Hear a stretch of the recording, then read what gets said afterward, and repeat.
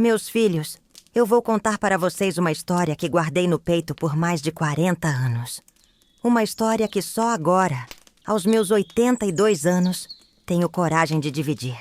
É sobre como um homem pode machucar uma mulher, de formas que vocês nem imaginam. E como às vezes a vida prepara surpresas que nem o diabo espera. Meu nome é Dona Conceição, mas todo mundo aqui no interior da Paraíba me chama de Vó Ceissa. Nasci e me criei nesta terra seca e abençoada, onde aprendi que mulher forte não é aquela que nunca cai, mas sim aquela que sempre se levanta. E, menino, quantas vezes eu caí. Hoje eu tô aqui, sentada na varanda da minha casa, olhando para as minhas terras que se estendem até onde a vista alcança. Tenho gado, tenho plantação, tenho respeito. Mas nem sempre foi assim. Houve um tempo em que eu não tinha nem o direito de levantar a voz. Um tempo em que cada dia era uma luta para sobreviver ao homem que prometeu me amar e me proteger. Vocês vão ouvir hoje como meu primeiro marido, o Severino, me fazia sofrer de um jeito que até hoje, quando o vento bate nas folhas do pé de manga ali no quintal, eu lembro do barulho que fazia quando ele... Bem, vocês vão entender daqui a pouco. Esse homem não sabia que estava mexendo com a pessoa errada. Ele não sabia de um segredo que mudaria tudo. Mas antes de eu contar o que ele fazia comigo e como eu consegui me livrar dele de uma vez por todas, preciso explicar como tudo começou.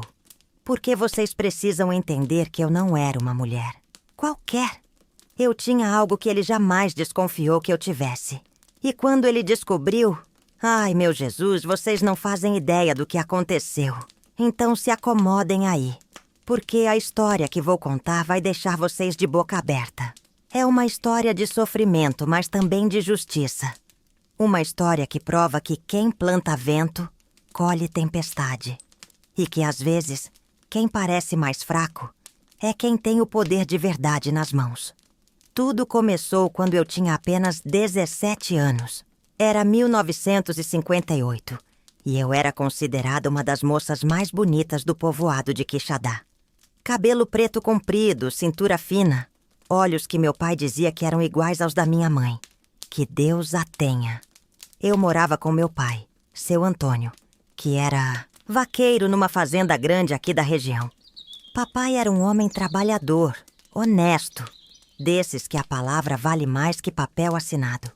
Ele cuidava do gado do Coronel Manuel desde que eu era pequenininha e sempre foi muito respeitado por toda a redondeza. Mas o que ninguém sabia, nem mesmo eu naquela época, é que meu pai guardava um segredo sobre nossa família. Um segredo que só vim descobrir muito tempo depois, quando a vida já tinha me machucado demais.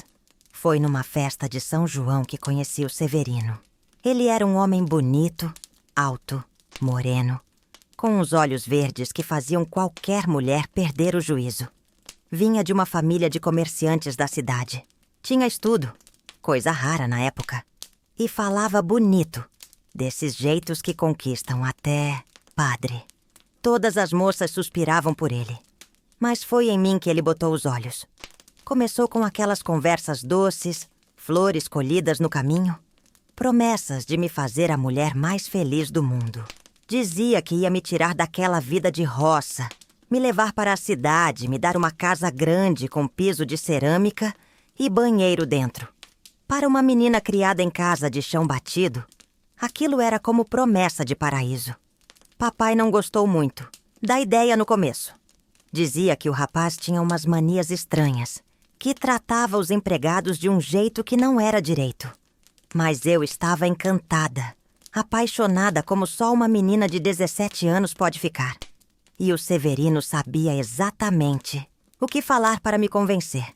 Se você quer ouvir mais histórias que só quem viveu na roça conhece, segue aqui rapidinho. Porque tem muito segredo ainda por vir. Histórias de mulher que só quem passou por isso entende de verdade. O casamento foi marcado para dezembro daquele mesmo ano. Uma festa simples, mas bonita, na igreja do povoado. Eu estava radiante no meu vestido branco que a vizinha costurou, acreditando que estava começando a vida mais feliz do mundo. Se eu soubesse o que me esperava, Os primeiros meses foram como eu imaginava. Severino me tratava como uma boneca, me dava presentes, me levava para passear na cidade nos domingos. Fomos morar numa casa que ele alugou na rua principal. E eu me sentia a mulher mais importante do mundo. Mas aos poucos, as coisas começaram a mudar. Primeiro foram os ciúmes. Ele não queria que eu conversasse com ninguém, nem mesmo com as vizinhas. Dizia que mulher casada tinha que viver só para o marido. Depois vieram as críticas. Minha comida estava sem sal. A casa estava desarrumada, eu estava gorda.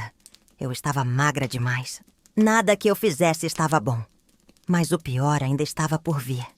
E quando vocês ouvirem o que esse homem fazia comigo, vão entender por que eu guardo essa história no peito há tanto tempo.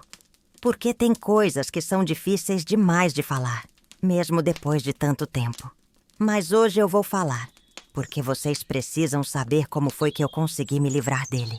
E principalmente, como foi que ele descobriu quem eu realmente era. Foi no 2º ano de casamento que as coisas desandaram de vez. O Severino tinha começado a beber mais, e quando bebia, virava outro homem. Um homem que eu não conhecia. Um demônio que saía de dentro dele como se tivesse sido possuído por coisa ruim. A primeira vez que ele me bateu foi numa quinta-feira de agosto. Eu tinha queimado o peito-feijão no fogão a lenha. Coisa que acontece com qualquer pessoa que cozinha. E quando ele chegou do trabalho e viu, perdeu a cabeça completamente. Me deu um tapa no rosto que me deixou com o ouvido zunindo por 3 dias. Chorei escondida a noite toda. Mas no dia seguinte ele apareceu com um vestido novo e um pedido de desculpas. Disse que tinha bebido demais, que nunca mais ia acontecer, que me amava mais que tudo na vida.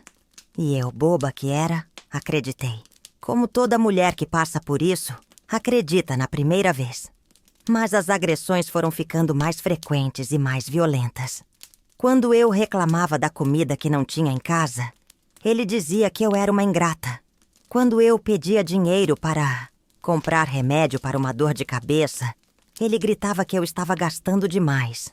E sempre terminava com pancada. O pior de tudo começou numa noite de dezembro. Eu tinha esquecido de buscar água no poço antes de escurecer. E quando ele chegou e viu que não tinha água para ele tomar banho, entrou numa fúria que até hoje me dá calafrios lembrar. Foi quando ele fez uma coisa que jamais vou esquecer. Ele acendeu o fogão a lenha e esquentou uma colher de ferro no fogo. Quando a colher estava vermelha de tão quente, ele me segurou pelo braço e encostou na minha pele. O barulho que fez... Meu Deus do céu! Era como bacon fritando na panela. E a dor era como se o diabo tivesse me tocado com suas próprias mãos. A marca ficou na minha pele para sempre. Uma cicatriz redonda no meu braço direito que até hoje, quando olho, me lembra daquela noite terrível. Mas o pior não era a dor física. Era o que ele dizia enquanto fazia isso. Você é minha Conceição, minha propriedade, e eu marco o que é meu. Depois daquele dia, toda vez que eu fazia alguma coisa que não agradava a ele, era sempre a mesma coisa. A colher no fogo, minha pele queimando, e aquelas palavras malditas. Eu marco o que é meu. No meu braço, na minha perna, nas costas, onde ninguém podia ver. Cada marca era uma lembrança de que eu não passava de um objeto para aquele homem. Eu tentei conversar com o papai algumas vezes, mas como era costume naquela época, ele dizia que problemas de marido e mulher se resolvia entre marido e mulher. E o Severino era muito esperto. Sempre me machucava em lugares que a roupa tampava. Para o mundo, éramos um casal feliz. Mas a vida tem dessas coisas, meus filhos. Às vezes, quando pensamos que não há mais saída, que estamos condenados a sofrer para sempre, o destino prepara uma surpresa. E a surpresa que me esperava ia mudar tudo.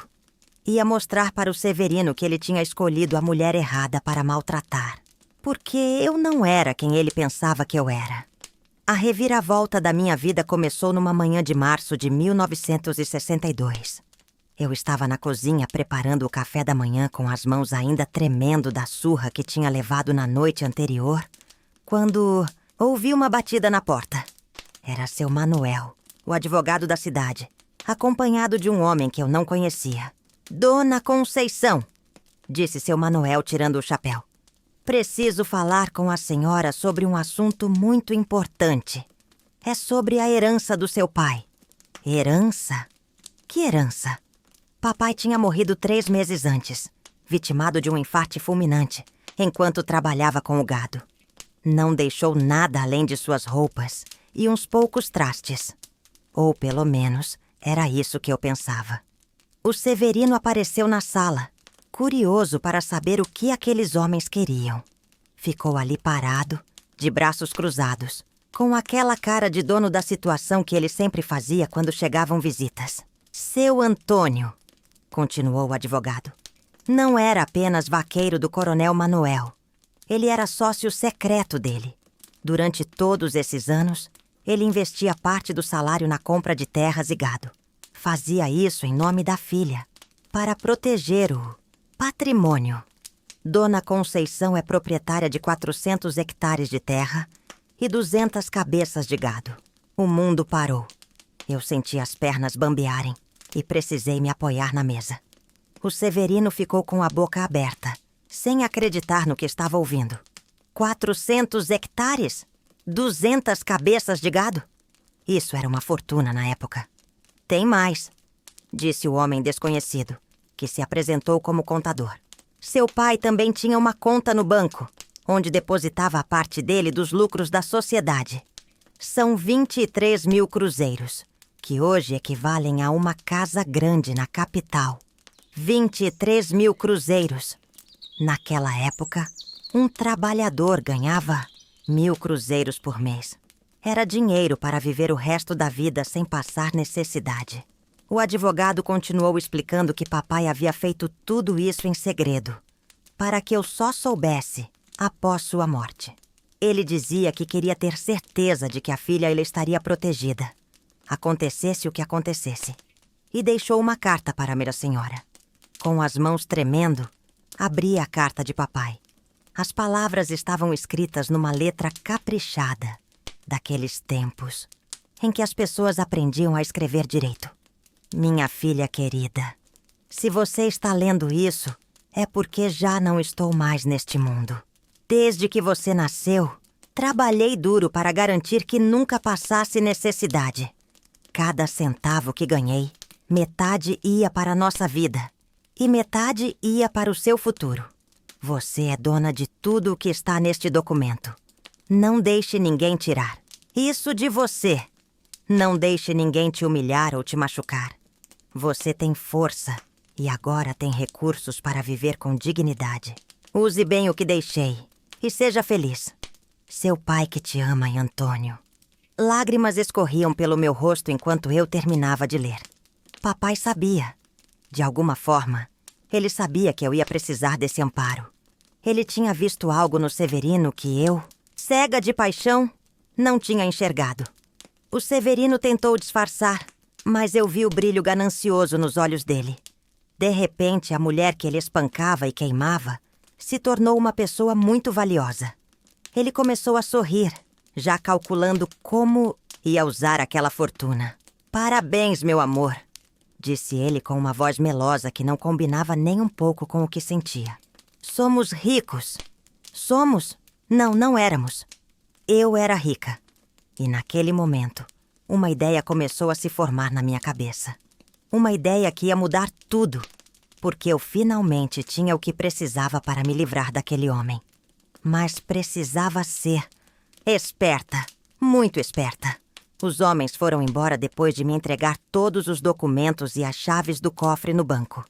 Quando ficamos sozinhos, o Severino me abraçou pela primeira vez em meses, mas eu senti nojinho daquele carinho falso. Conceição, minha querida, ele dizia passando a mão no meu cabelo. Vamos ser tão felizes agora. Vamos construir uma casa grande, comprar um carro, viajar para o Rio de Janeiro. Você vai ser a mulher mais invejada de toda a região. Mas eu não disse nada. Apenas sorri e balancei a cabeça, fingindo que estava feliz. Por dentro, estava planejando. Planejando como ia usar aquela herança para me livrar dele de uma vez por todas. E o que eu ia fazer ia surpreender todo mundo, inclusive ele. Nas semanas seguintes, o Severino mudou completamente. De repente, eu virei a mulher mais querida do mundo. Trazia flores todos os dias. Me chamava de minha rainha, minha princesa. Não encostou mais a mão em mim. Não gritou, não me humilhou. Era como se a notícia da herança tivesse transformado ele numa pessoa diferente.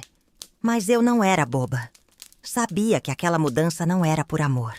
Era interesse puro. Ele estava sendo bonzinho porque agora eu valia dinheiro. E isso me dava uma raiva maior ainda.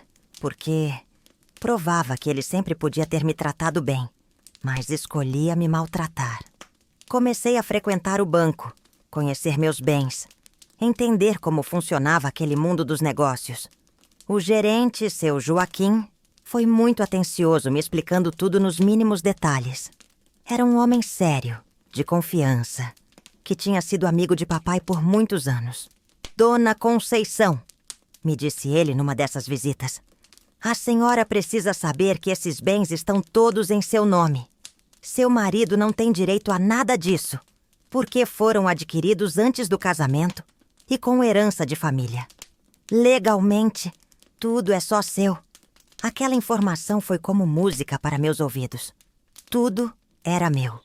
O Severino não tinha direito a 1 centavo sequer. Mas ele não sabia disso. Achava que, como marido, automaticamente tinha direito à metade de tudo. Foi então que comecei a colocar meu plano em prática. Primeiro, marquei uma reunião com o advogado, seu Manuel, sem o Severino saber.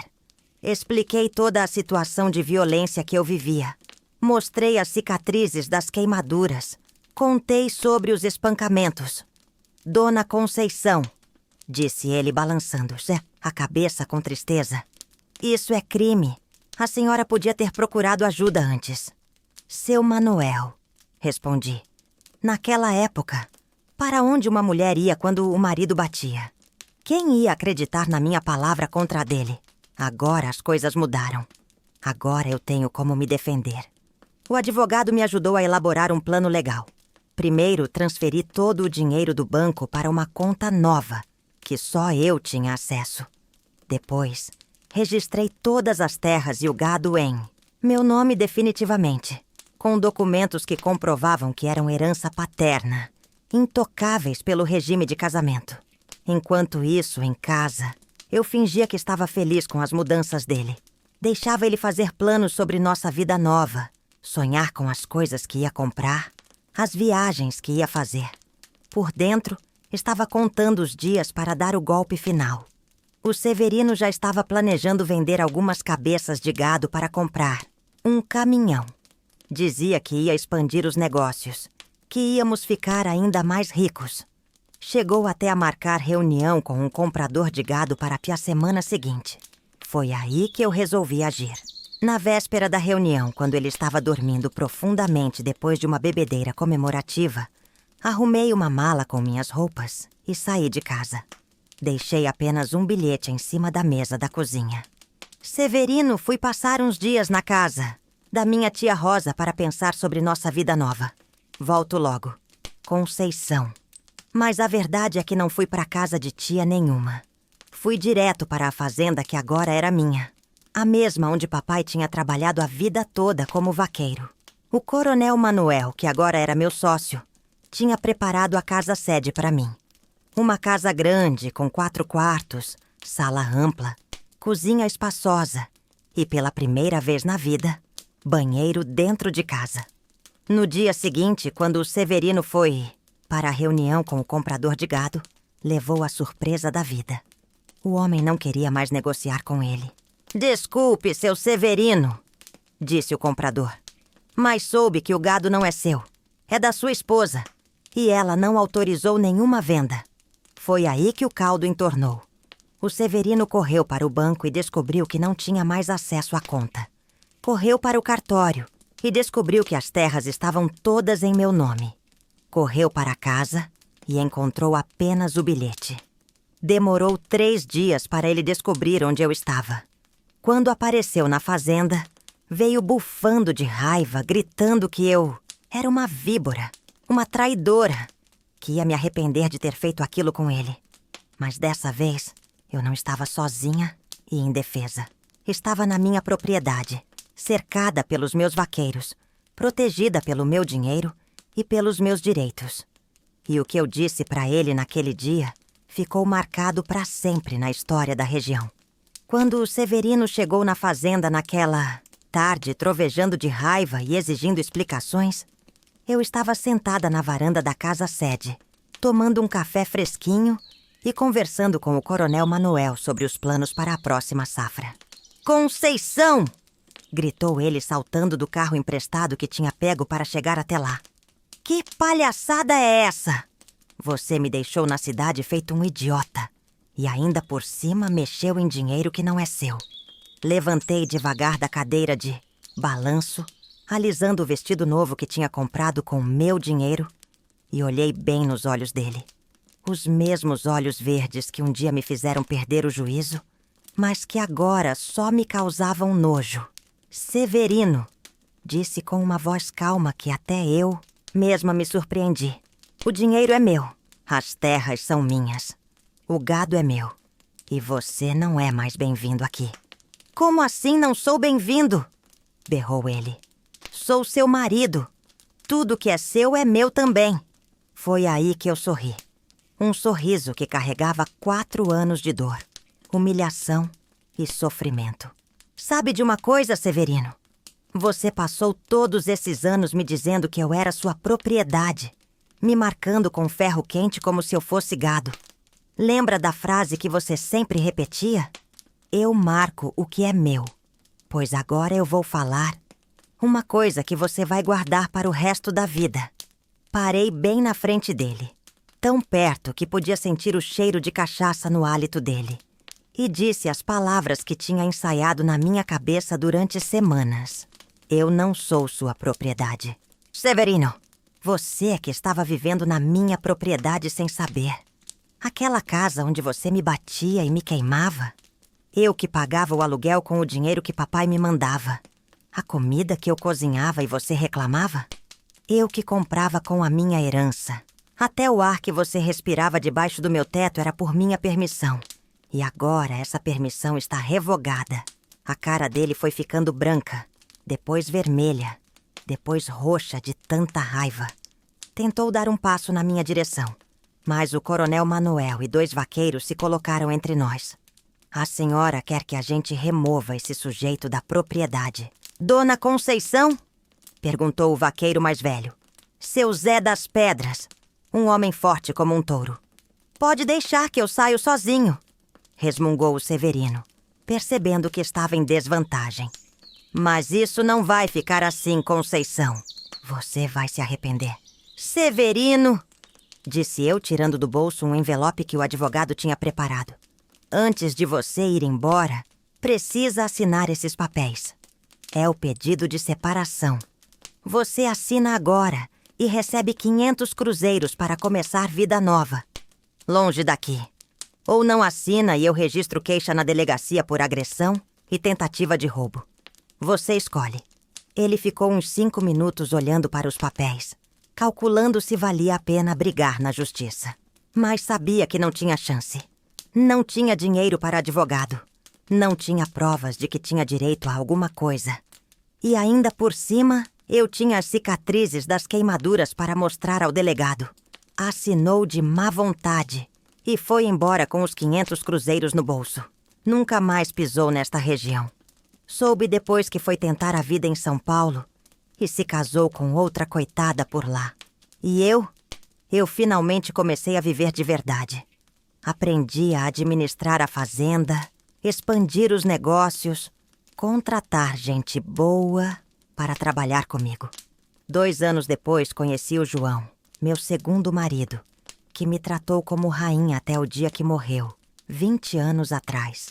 Com ele tive meus 3 filhos e descobri o que é ser amada de verdade.